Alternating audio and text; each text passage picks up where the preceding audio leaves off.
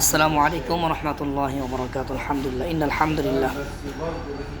দেশ প্রবাস থেকে যে যেখান থেকে দেখছেন সবাইকে আন্তরিক শুভেচ্ছা মোবারক জানাচ্ছি। আসলে কিছু কথা তো না বললেই নয়, যেহেতু অনলাইনের যুগ সেজন্য বলছি।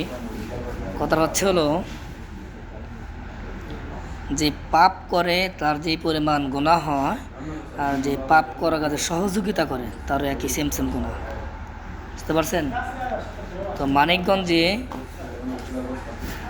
যে আবুল সরকার কর্তৃক একটি কাণ্ড সংঘটিত হয়েছে, সেটা কোনো ব্যক্তি স্বার্থে না, কোনো রাজনৈতিক স্বার্থে না, এটা হলো ইমানে আঘাত করেছে।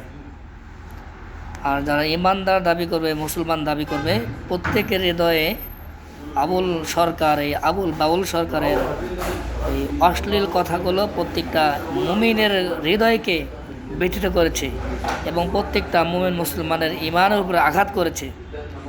এখানে কোনো রাজনৈতিক ইস্যু এনে এই বিষয়টাকে রাজনৈতিক নেওয়ার কোনো অবকাশ নেই এবং কি ব্যক্তিগত না। এটা হলো বিশাল একটি বিষয়, আসলে ইমানি বিষয়। এখানে কোনো প্রকার ছলছথরি এবং কোনো প্রকার এদিক সেদিক করার কোনো সুযোগ নাই। আবুল সরকার এই সমস্ত নাখারাজি কথা বলে, অশ্লীল কথা বলে, আল্লাহর ইজ্জত নিয়ে টানাটানি করার কারণে তার যেই পরিমাণ নাফরমান করেছে, তার শাস্তি হওয়ার কথা মৃত্যুদণ্ড, ফাঁসি দেওয়া, কতল করার বিধান। এর ইসলামিক রাষ্ট্র হলে তাই হতো, যেহেতু আমাদের বাংলাদেশ ইসলামিক রাষ্ট্র না, একটি মুসলিম রাষ্ট্র।